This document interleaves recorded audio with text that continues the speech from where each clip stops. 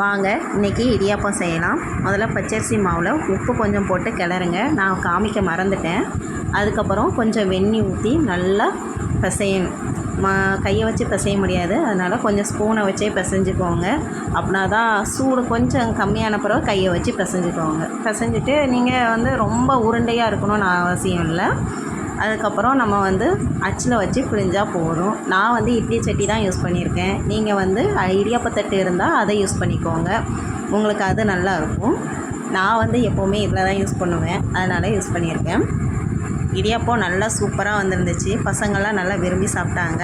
நாங்கள் தேங்காய் பூவும் நாட்டு சர்க்கரை சீனி தான் சேர்ப்போம். சில பேர் தேங்காய் பால் சேர்ப்பாங்க. நாங்கள் அப்படி சேர்த்ததில்ல. அதுவே டேஸ்ட்டாக இருந்துச்சுன்னு சொல்லி பசங்க சாப்பிட்டாங்க. நல்லா இருந்துச்சு. நீங்களும் ட்ரை பண்ணி பாருங்கள். உங்களுக்கு பிடிச்சிருந்ததுன்னா லைக் பண்ணுங்கள், ஷேர் பண்ணுங்கள், சப்ஸ்கிரைப் பண்ணுங்கள் ப்ளீஸ்.